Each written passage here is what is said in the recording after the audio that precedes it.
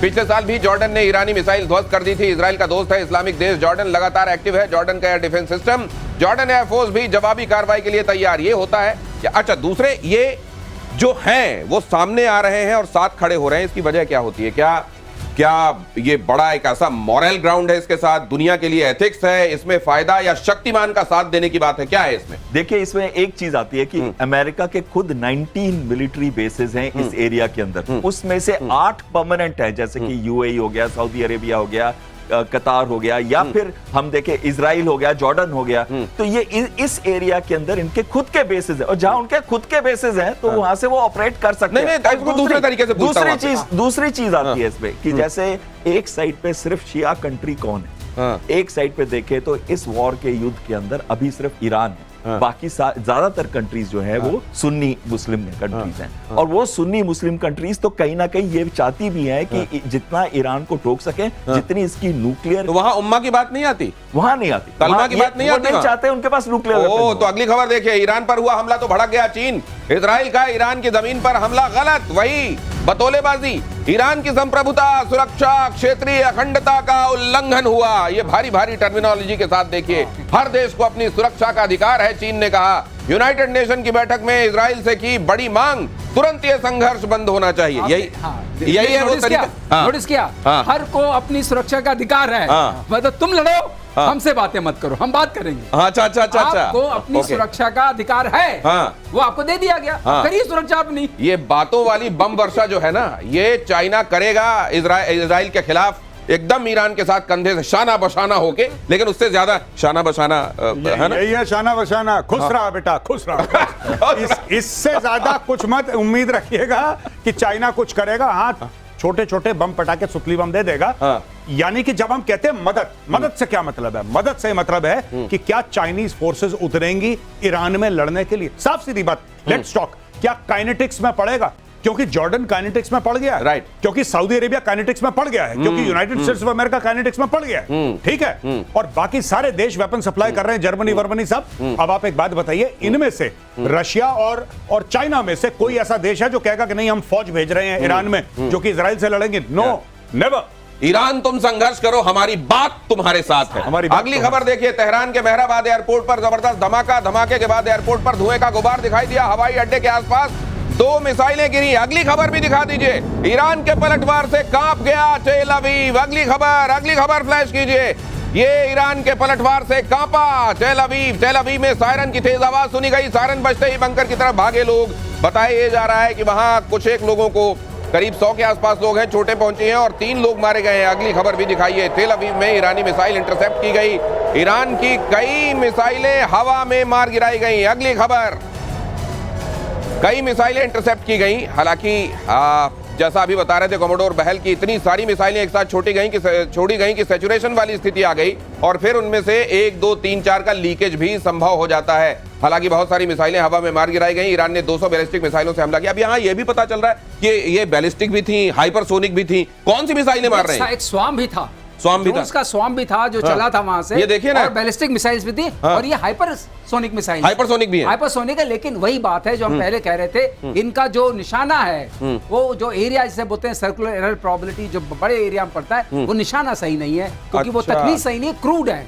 तो कहीं भी तो हम देख रहे हैं इजराइल जब मार रहा है खिड़की के अंदर से एकदम प्रिसीशन के साथ मार रहा है। बिल्कुल हमको याद आ गया वो, जैसे वो जब मस्जिद वहां पर गिराई गई, क्या नाम है उसका, सुभान अल्लाह, मस्जिद सुभान अल्लाह का डोम जिस तरीके से गया था, यहाँ उस तरह खिड़की से गई। जब आपके पास निशाना नहीं है, इधर उधर आपने मारा, हाँ आप कुछ जरूर लीक थ्रू करेंगे। ये प्रिसीशन क्यों नहीं है बाय द वे?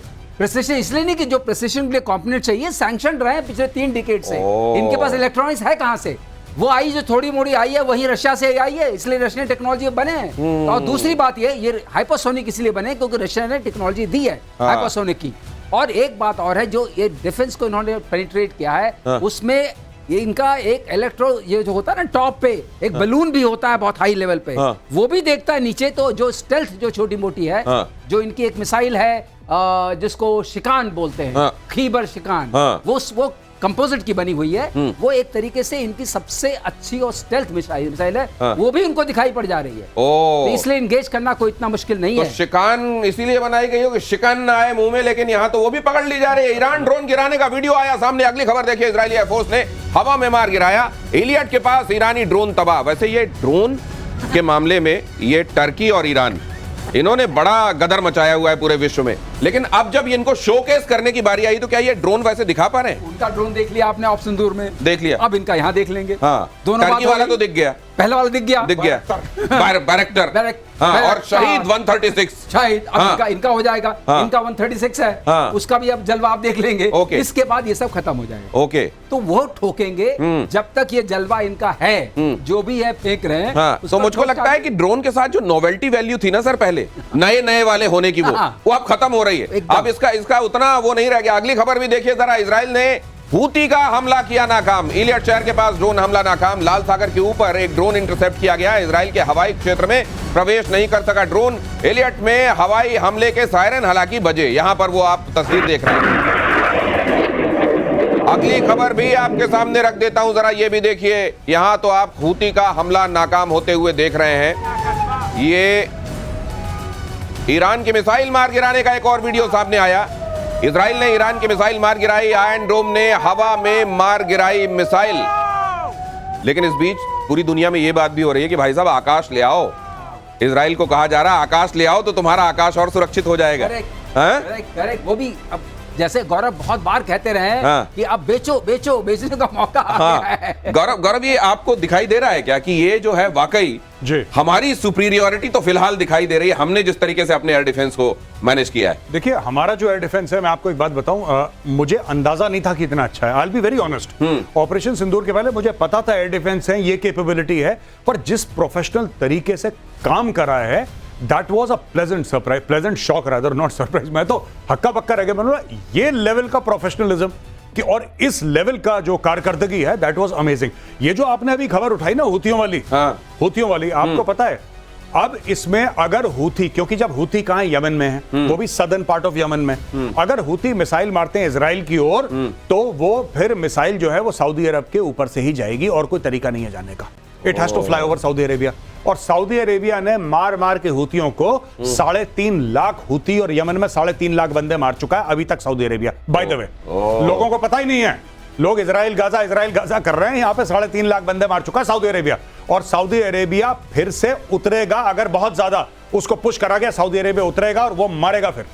और पता है कौन सा? ये आलम इस्लाम की बात करते हैं, वही जो सऊदी अरब का जो मिलिट्री चीफ है, उनकी लैंड फोर्सेस का जो कोएलिशन आर्मी का जो है, not Saudi Arab, coalition army जो कि सऊदी अरब में है, दैट इज पाकिस्तान का जनरल रहील शरीफ।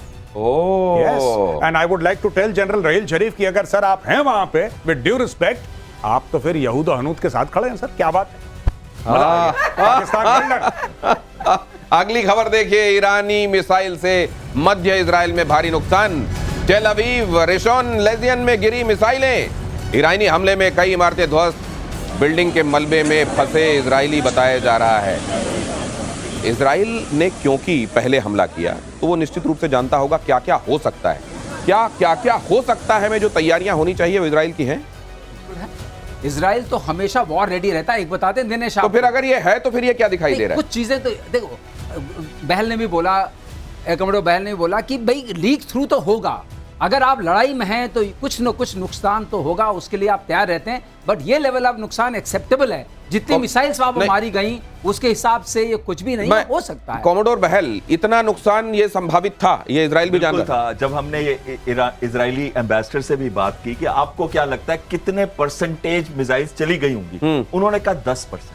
उन्होंने कहा 90% मिसाइल्स को तो हमने इंटरसेप्ट कर दिया, 10% मिसाइल्स चली जाएंगी क्योंकि उन्होंने सैचुरेट करके रखा हुआ था। और ये नॉर्मल SSKP भी देखें इन मिसाइल सिस्टम्स के 85% के आसपास आते हैं। उसके बाद ये क्या है जो आपने बोला SSKP? सिंगल शॉट किल प्रोबेबिलिटी। अच्छा, एक बार में मार सकते हैं कि नहीं? पर अगर आप मल्टीपल मिसाइल्स को जब लॉन्च करते हैं तो ये बढ़ के 90% पे आ सकते हैं। मल्टी टियर्ड एयर डिफेंस सिस्टम के अंदर तो 90% से तो मार रहे हैं। हाँ, जो मिसाइल निकल के जाएगी उसकी मिसाइल की अपनी इतनी कैपेबिलिटी है कि वो उस पूरी बिल्डिंग को तबाह और बर्बाद कर सकती है। तो ये SSKP के बारे में एक बात बता दूं, वो जरूरी है जानना ना कि जो हमारी आकाश है जब वो सैल्वो में फायर करती है तो 96% किल प्रोबेबिलिटी, ओ ये फर्क है। सिंगल शॉट किल प्रोबेबिलिटी में 96%, सैल्वो में एक टारगेट के ऊपर 2 मिसाइल जा रहे हैं 80-85% तो होती है 80-85 ये लेकिन मल्टीपल अच्छा, सैल्वो। सैल्वो जाएगी। अगली खबर देखिए, ईरान ने 5 लोगों को गिरफ्तार किया है। इजरायल का साथ देने के आरोप में गिरफ्तारी हुई है हवाई ताकत में ईरान पर। ये तो खैर दूसरी खबर है, लेकिन ये मेजर गौरव आर्य, वहां से जब संबोधित किया जा रहा है इजराइल से, तो ये कहा जा रहा है कि हम खामनेई के खिलाफ और वहां की ये जो हुकूमत है जो आपको दबा कर रख रही है इतने दिनों से, उनके खिलाफ हैं। हम वहां की जनता और महान जनता को ये कह रहे हैं कि आप जल्द आजाद होंगे। क्या वहां पर घर में भी ईरान के एक बड़ा संघर्ष तैयार होने वाला है? ऑलरेडी है। अच्छा, पिछली बार जब 2024 में ये हुआ था, आमने सामने they traded ballistic missiles and aircraft and all that. Tel Aviv, sorry I beg your pardon, Tehran में एक सड़क में एक छोटा सा पोस्टर लगा था।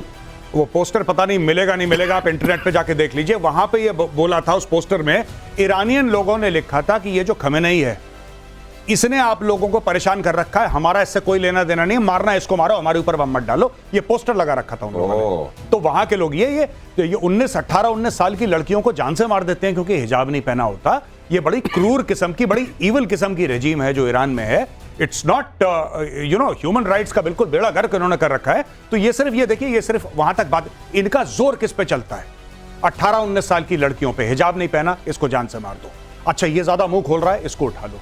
जब बात हुई, ये क्यों नहीं अपनी एयरफोर्स भेजते ईरान की एयरफोर्स कि जाओ तुम भी जरा तेल अवीव के आसमानों पे नाचो, अपने पायलट्स भेजो ना, भेजो। अपने पायलट नहीं भेज पाएंगे ये लोग, नहीं इन्होंने कभी नहीं भेजे, इनको डर लगता है, इनको पता है कि ठोक देंगे आसमान में। दिनेश जी, 1979 तक बहुत क्लोज रिलेशनशिप थी इजराइल और ईरान की, लेकिन जब से खमेनी आया है तब से वो रिलेशनशिप इतनी खराब हो गई। पहलवी के समय की बात कर रहे हैं आप? बिल्कुल, हाँ। अब खमेनी जब से आया है तब से इतनी रिलेशनशिप खराब हो गई है कि इजराइल को लगता है उसका एग्जिस्टेंशियल थ्रेट है आज ईरान, और जब तक वो उसकी न्यूक्लियर पावर नहीं हटाता और जब तक खमेनी को नहीं हटाता, इसलिए बात चल रही है आजकल तख्ता पलट की कि इसको हटाओ ताकि अगर आपको लॉन्ग टर्म पीस चाहिए तो ये तो क्या ये भी होता हुआ आने वाले दिनों में आपको दिखाई दे रहा है? ये भी मैं आपसे समझूं, लेकिन ईरान की मिसाइलों पर तेल अवीव पर कहर बनकर कुछ टूटी हैं। देखिए जरा वो तस्वीरें हम आपको दिखा रहे हैं। नॉन स्टॉप हमलों से चारों तरफ अफरा तफरी है। बैलिस्टिक मिसाइलों ने भेदा इजराइल का मल्टीलेयर एयर डिफेंस सिस्टम, और इसी के बारे में अभी चर्चा हो रही थी कि जब इस तरीके से सैचुरेशन वाली स्थिति होती है तो लीकेज संभावित है। अगली खबर देखिए, ईरान का मिसाइलों से इजराइल पर पलटवार, एक महिला समेत 2 की मौत, हमले में 70 से ज्यादा घायल। ईरान की मिसाइल रिहायशी इलाके में गिरी।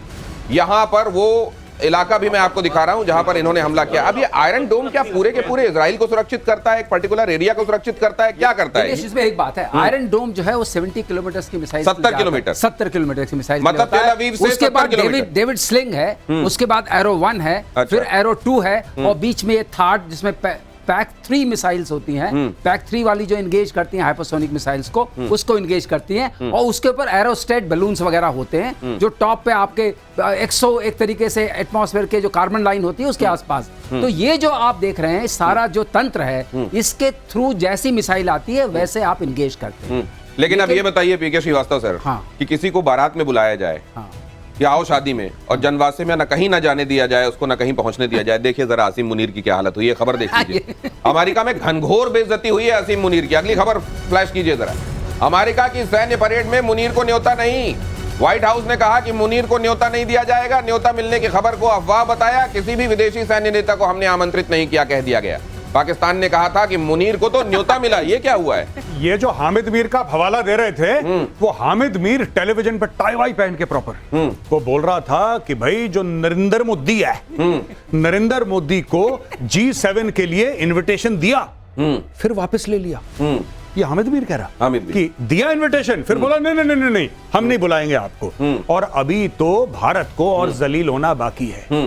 ये देखिए ना, मोदी जी तो जा रहे हैं, राइट, लेकिन आसिम मुनीर के साथ वही हुआ जो हामिद मीर ने बोला था। आसिम मुनीर, फील्ड मार्शल आसिम मुनीर, मैं कहना चाहता हूं हामिद मीर पनौती है। पहले इसको उठाओ इसके घर से, मैं बता रहा हूं बहुत बड़ी पनौती यही है। तुम जलील होते हो हर जगह, यही बंदा करवाता है तुम्हें जलील।